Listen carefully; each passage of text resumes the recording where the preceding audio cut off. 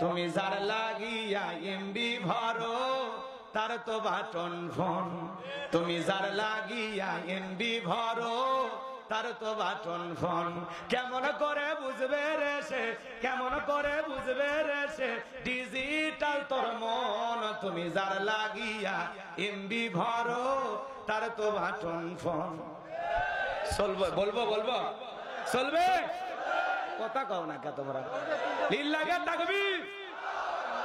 Message দিলে send করে না, দেয় না তো রিপ্লাই।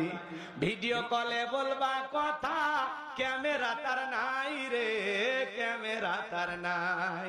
ডিজিটাল এই যুগ জামানায়, ডিজিটাল এই যুগ জামানায় অ্যানালগ তার মন। তুমি যার লাগিয়া এমবি ভরো তার তো বাটন ফোন।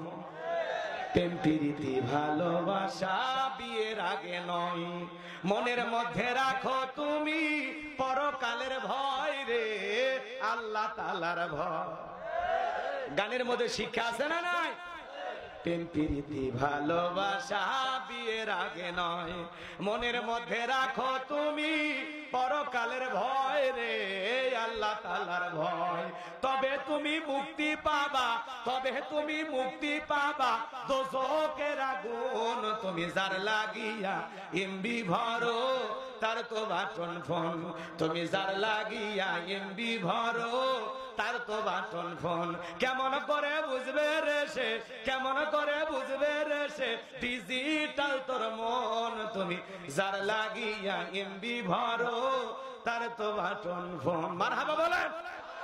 এই সাবধান, একটা মহিলার কণ্ঠ পেলে তুমি আমি পাগল হয়ে যায়। রাত 3:30টার পরে কুড়িগ্রামের এক মহিলা আমারে ফোন দিয়া বলে, হুজুর আপনি কি সোহেল? আমি তখন বললাম না, আমি সোহেল নামে একটা হুজুর মানুষ। ঢং করো না, রাত চলে গেলে আফসোস করবা। ও কি তাহাজ্জুদ পড়ার জন্য জাগায়া দিল? কথা কয় না কেন? আছে না নাই? আজকে মোবাইলের কারণে যুব সমাজ নষ্ট হয়ে যাচ্ছে। আপনাদের এলাকায় অবশ্য নাই, মোবাইলের আছে না নাই? যুবকেরা মোবাইলের কারণে নষ্ট হয়ে যাচ্ছে, মোবাইলের কারণে পাপ বাইরে গেছে, মোবাইলের কারণে ছোট ছোট সন্তানগুলো নষ্ট হয়ে যাচ্ছে। কথা বলেন ঠিক কিনা? তুমি যার লাগিয়া এমবি ভরো তার তো বাটন ফোন। তুমি যার লাগিয়া এমবি ভরো তার তো বাটন ফোন। কেমন করে বুঝবে রে সে, কেমন করে বুঝবে রে সে ডিজিটাল তোর মন। তুমি যার লাগিয়া এমবি ভরো তার তো বাটন ফোন। যুবকেরা সাবধান, কোন প্রেম প্রীতি চলবে না। 20 বছর বয়স হয়নি, বাড়ির যাবো আব্বা উত্তর পাড়া কি আমি কথা দিয়েছি, রাজি থাকলে 1 সাবুন না হলে 2 সাবুন। পিতা মাতা রাজি হয় না, অবাধ্য হয়ে পালিয়ে যা বিয়ে করে। পরে 3 মাস পরে ভালোবাসা জানলে ভেঙে পালিয়ে যায়। এই জন্য মনে রাখবা, পিতা মাতার অবাধ্য হয়ে মুরব্বীদের দোয়া না নিয়ে বিয়ে করো না। কথা কয় না? পিতা মাতার অবাধ্য হয়ে মুরব্বীদের দোয়া ছাড়া বিয়ে করবা, দাম্পত্য জীবনে সুখ পাবা না। তোর ভালোবাসা জানলে ভেঙে পালিয়ে যাবি, পরে আফসোস করবা আর বলবা প্রেম করে কেন বিয়ে করে জীবনটাকে জাহান্নাম বানাইলাম। কথা বলেন। মুরব্বীদের দোয়া নিয়ে বিয়ে করবা, মা বাবার দোয়া নিয়ে বিয়ে করবা। সুন্দরী হাসি দেখে মিষ্টি মিষ্টি কথা বলে ভুলে যাবে না, ওর হাসিতে বিষ আছে, ওর মিষ্টি কথায় বিষাক্ত সাপের মতো সবল আছে। জীবনকে তছনছ করে দেবে, ভালো মানুষটাকে পাগল বানাবে। ওই জন্য তো পাগলিরা ছেঁকা দিয়ে বেকা বানায়। আর বিড়ি খাসার ঘুরিস, আজ প্রতি রাত জায়গা থাকি সে বালির আশায়। জায়গা থাক, লাভ হবে না।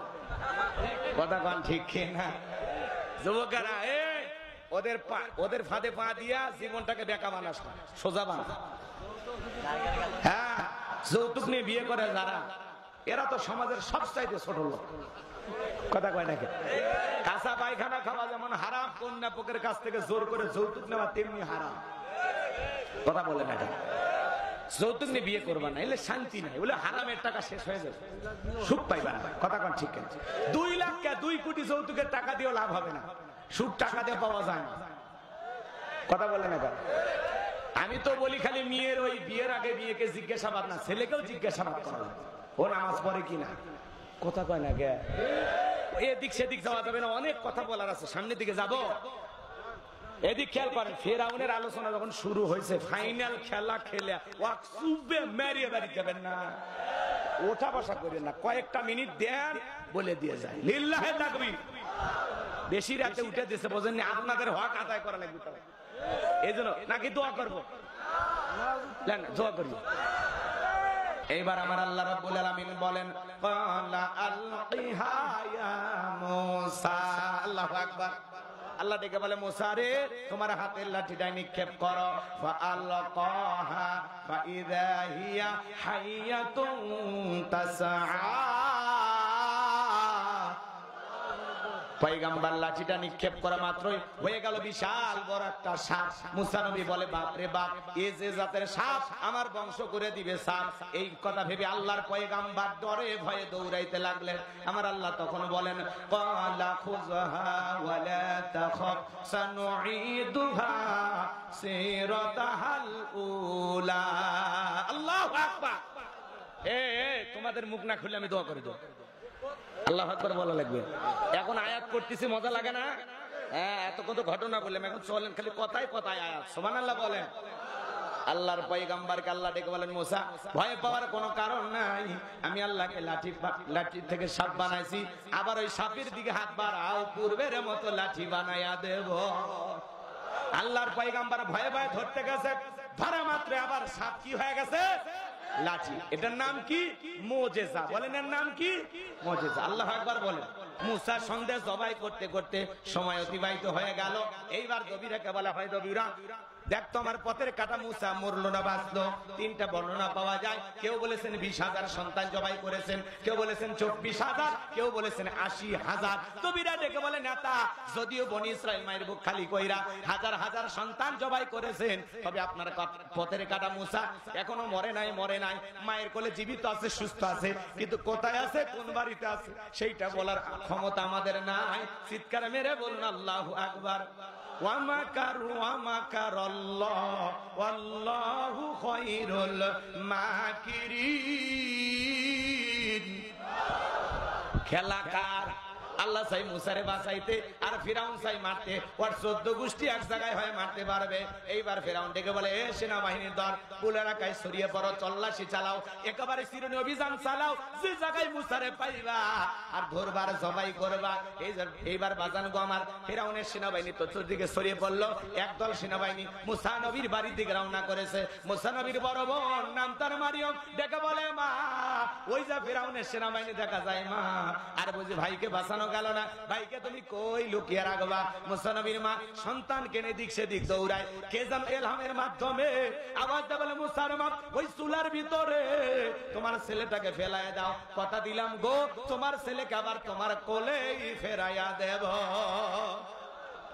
মুসা নবীর মা তাই করলেন, সন্তানটাকে চুলার ভিতরে ফেলা দিলেন। ফিরাউনের সেনাবাহিনী পুরো বাড়ি সার্চ করলেন, তল্লাশি চালাইয়া, অভিযান চালাইয়া, তন্ন তন্ন করে খুঁজে তারা চলে গেল। এইবার মুসা নবীর মা চুলার ভিতরে থাকায় দেখে মুসা নবী চুলার ভিতরে পড়ে মুস্কি মুস্কি হাসে। এইবার মুসা নবীকে কোলের মধ্যে নিলেন। আবারও কে যেন এলহামের মাধ্যমে গাইবে আওয়াজ দেয়া, দেখে বলে, মুসার মা, আর কতদিন জালেমদের ভয় লুকিয়ে রাখবা? সিন্ধুক একটা বানায়া দরিয়ার বুকে ভাসায় দাও। কথা দিলাম গো, আবারও তোমার ছেলেকে তোমার কোলে ফেরাইয়া দেব। এবার সিন্ধুক পাবে কোথায়? টেনশনে পড়ে গেল। সকালবেলা কে জানো ডেকে বলে, মিস্ত্রি লাগবে। মা, আমি একজন মিস্ত্রি। মুসা নবীর মা ডেকে বলে, মিস্ত্রি দিকে আসো, তুমি কি বানাইতে পারো? মিস্ত্রি ডেকে বলে, মা, আপনি যদি মনে করেন এমন একটা সিন্ধুক আপনার দরকার, যে সিন্ধুকের ভিতরে আপনার সন্তানকে তুলে দরিয়ার বুকে ভাসায় দিবেন, আপনি চাইলে এরকম সিন্ধুক আমি বানাই দিতে পারি। মুসা নবীর মা ডেকে বলে, মিস্ত্রি, তুমি তোমার মনের কথা বলেছো, এইরকম একটা সিন্ধুকে তোমার দরকার।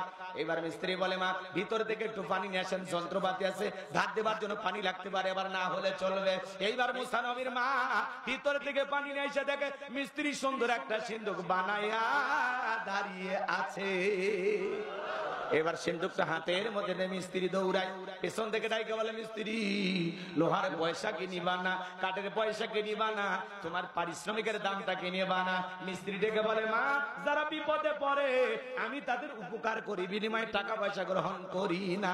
মুসা নবীর মা ডেকে বলে, মিস্ত্রি, এই বিপদের দিনে লোহার পয়সাও নিলা না, কাঠের পয়সাও নিলা না, তোমার পারিশ্রমিকের দামটাও নিলা না, অন্তত তোমার নামটা বলে যাও, মাঝে মাঝে তোমার কথা মনে গলে আল্লাহর কাছে তোমার জন্য দোয়া করব। মিস্ত্রি ডেকে বলে, মা আমি দুনিয়ার সাধারণ কোন মিস্ত্রি না, আমি আল্লাহর ফেরেশতা, আমার নাম হলো জিবরাইল।